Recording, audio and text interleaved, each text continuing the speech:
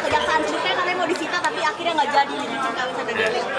Cincin kawin. Jadi gini, tadi sudah kita dengarkan keterangan saksi, ya, termasuk saksi dari Sandra Dewi, istri dari salah satu terdakwa, itu Pak Harvey Muiz. Ya. Untuk cincin kan tadi disampaikan itu tidak dilakukan penyitaan oleh penyidik, ya, tidak dilakukan penyitaan oleh penyidik. Itu yang terkait dengan cincin tadi pertanyaannya. Terus beberapa tadi keterangan dari saksi yang lain, ya.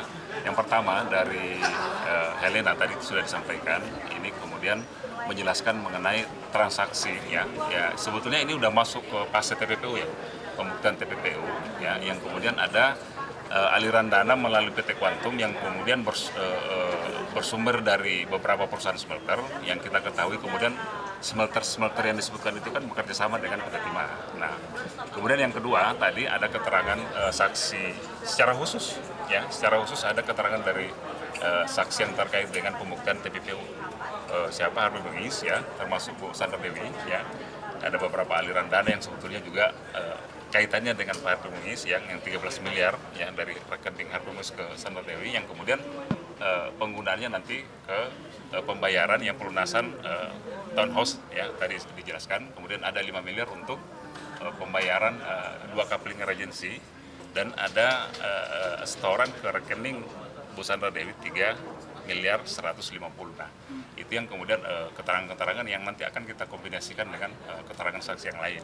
Nah, juga tadi soal keterangan dari saksi Ratih Pernamasari, ya, ada kemudian satu rekening, ya, yang milik saksi yang bersangkutan kemudian digunakan untuk kepentingan Bu Sandra Dewi, ya, dan dan terdakwa Harvey Muiz yang kemudian digunakan untuk antara lain tadi dijelaskan ada juga untuk pembelian beberapa tas, ya, tadi yang disampaikan. Nah, itu saya kira keterangan-keterangan ini yang kita jadikan bahan nanti, karena ini keterangan ini akan kita kombinasikan dengan keterangan-keterangan dan alat bukti yang lain. Pak, terkait tas katanya itu karena endorse seperti apa Pak, mungkin yang akhirnya disita pengembangan atau entah dikembalikan seperti apa? Ya, soal tas yang tadi diterangkan dari endorse, ya, yang pertama itu silakan saja itu keterangan dari yang bersangkutan, ya, saksi, ya. Yang pertama tadi kan kita sampaikan, saksi juga menerangkan sebagian besar tas-tas yang disita itu kan masuk dalam tempus, ya.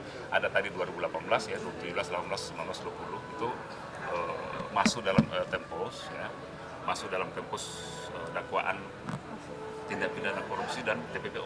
Jadi silakan nanti kita akan kombinasikan karena ini kan nanti ada komparasi juga apakah setoran itu yang tadi kemudian habis digunakan bisa menjadi barang-barang yang menggantikan misalnya, tapi itu kan nanti, ya, kita akan lihat karena soal pembuktian tas, penyitaan tas, ya, yang bisa dipastikan bahwa itu adalah bersumber diperoleh pada tahun di mana tempus itu masih masuk, ya, sebagian besar, ya.